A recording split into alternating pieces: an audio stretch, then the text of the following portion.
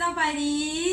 ดีทุกคนมื้อนี้สุมาลาเป็นเจ้าของแบรนด์แชมพูปลูกผมของสุมาลาเอง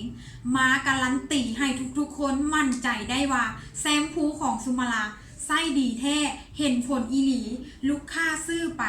มารีวิวให้เกือบหมดทุกคนว่าแชมพูของเจ้าเป็นอย่างซื้อว่าแชมพูปลูกผมเนาะแชมพูแบบ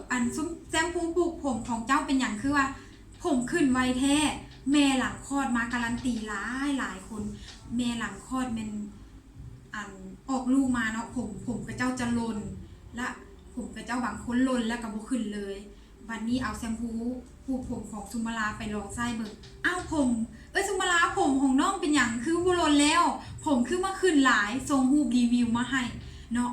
แล้วก็สุมาลาก็จะมาบอกว่าแชมพูของสุมาลามาบอกวิธีใส่เนาะบางคนก็ยังใส่บ่เป็นส่งมาว่าสุมาลาใส่จังไดแชมพูปลูกผมตัวนี้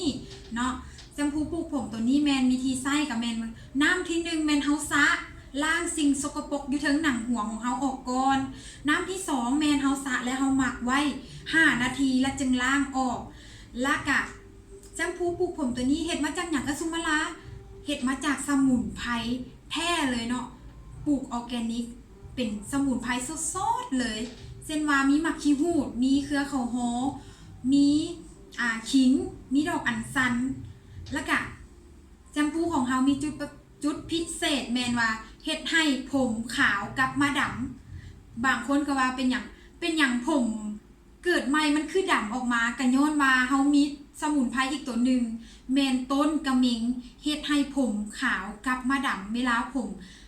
ปงขึ้นมาใหม่นะผมมันจะดำแล้วก็คนที่ว่าบ่เคยสัมผัสแบบว่าผมที่ว่าแบบ